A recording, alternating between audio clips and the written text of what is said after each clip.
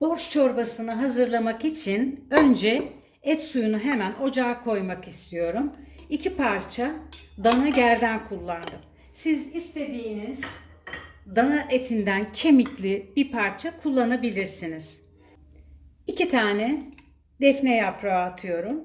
1 tane bütün soğan, 2 diş sarımsak ve karabiber hemen alıyorum buradan. Tane karabiber. Şöyle ben 5-6 tane içine bahçeden topladım. Şöyle karabiberlerden attım. Üzerine bolca su doldurup 2 litreye yakın su koydum. Hemen kaynamakla pişmek üzere. Kaynamaya başladıktan sonra altını kısacağım. 1 saat pişecek. Sonra çorbamı yapmaya başlayacağım. Etim kaynamaya başladıktan sonra altını kısarak 1 saate kurdum. 1 saat kısık ateşte pişecek arkadaşlar. Ben de şimdi lahanamı hazırlayacağım. Bir tane lahananın yarısını kullanıyorum.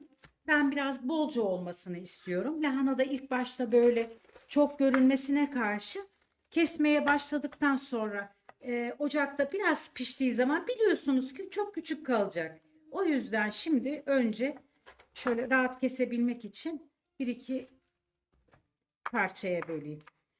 Parçalarım çok büyük olmayacak. Bu parçaları da şöyle, evet,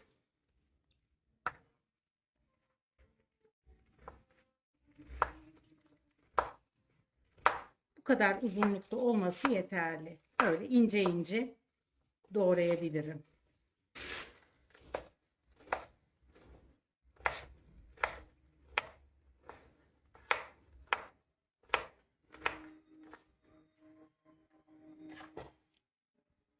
Lahanaları ince ince doğradım. Kek çırptığım büyük boy şey doldu neredeyse. Bir tane büyük patatesim var. Patateslerimi de şöyle garnitür hazırlarken yaptığımız gibi çok küçük de değil, çok büyük de değil.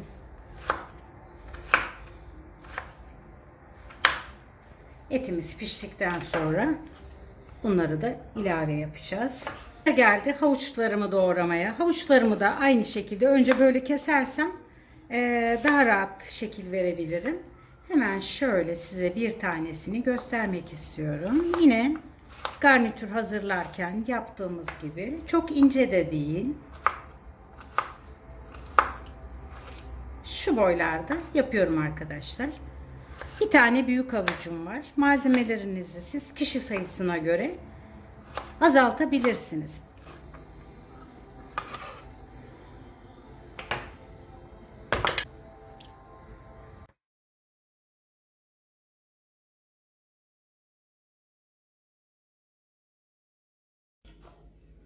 Bir saat pişen etimi süzüyorum. Etin tanelerini içine ilave edeceğim ama küçük kemik parçalarının çorbamın içine girmesini istemiyorum. Burada malzemelerim hazır. Bir kısmıyla sos hazırlayacağım çorbamın üzerine. Bir kısmını da havuç ve patatesi, etlerimi de kaynayan çorbamın içine boşaltacağım. Et suyumu büyük bir tencereye aldım. Etlerimin kemiklerini temizleyip tekrar içine attım. Havuçlarımı, patateslerimi,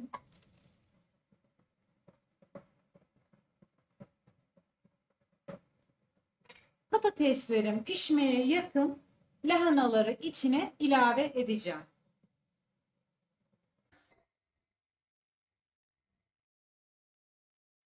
10 dakikadır kaynadı.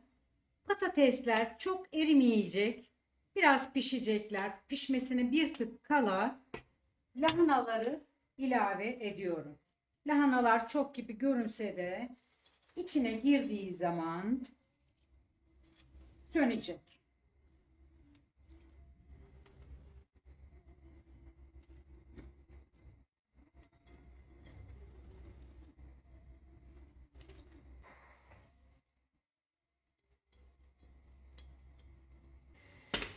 Gördüğünüz gibi lahanalar sönmeye başladı. Böyle birazcık pişecekler.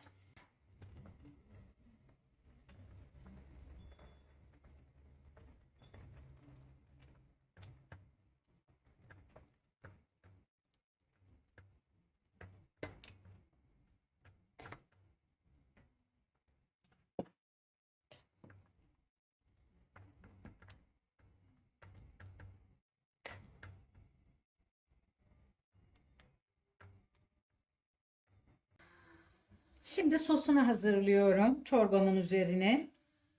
1/3 su bardağından biraz fazla zeytinyağını tavama koydum.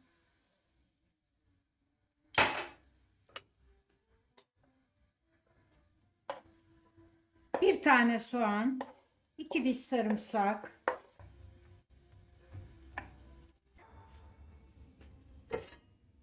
soğanların biraz kavrulduğu, hemen bir yemek kaşığı domates salçasını ekliyorum.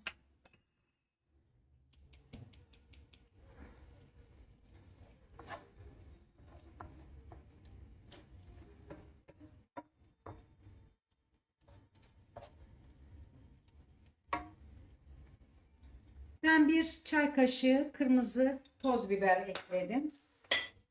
Pul biberi siz daha çok ekleyebilirsiniz. Ben farklı kişiler yiyeceği için çok az ekledim lezzet vermesi için.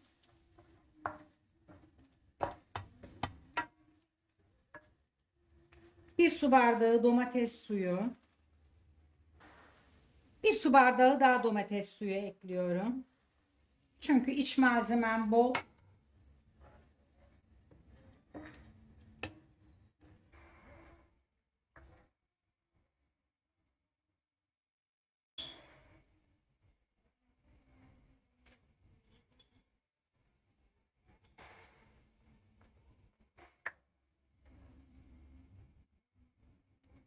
Lahanalar pişmeye devam ederken ben sosumu da ekliyorum.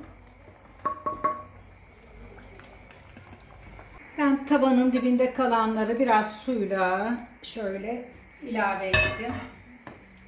Bu kıvam yeterli. Şimdi birlikte pişmeye devam edecekler. Çok özel insanların zihinlerinde ve gönüllerinde yaşanan bu sancılı ama bereketli doğum süreci, sedefli kabuklar arasında ışıldayan inci tanesi, kendisini hayranlıkla seyreden gönüller, her gönül ona her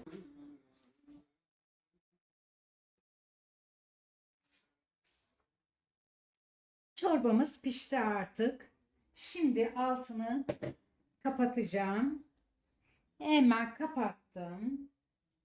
Bir yemek kaşığı kadar tereyağını lezzet vermesi için içine atıyorum. Şöyle bir demete yakın dereotunu da biraz sunum için ayırıp içine atıyorum.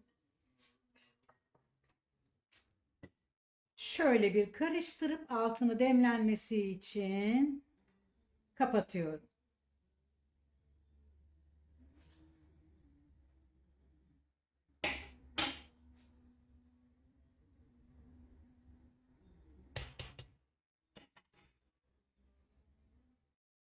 Arkadaşlar çorbam hazır. En son dereotu ve tereyağını koyarak ağzını kapatıp demlenmeye bıraktım. Şimdi ben sunum aşamasına geçmek istiyorum. Bu arada videomu seyrettiğiniz için çok teşekkür ederim. Rus çorbası, borş çorbasını yaptık. Siz bu kadar çok yapmak zorunda değilsiniz. Malzemelerinizi kişi sayısına göre azaltabilirsiniz. Su oranını istediğiniz gibi ayarlayabilirsiniz.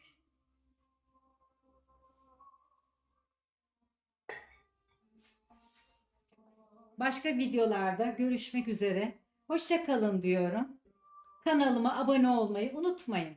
Destekleriniz benim için çok önemli. Teşekkür ederim arkadaşlar.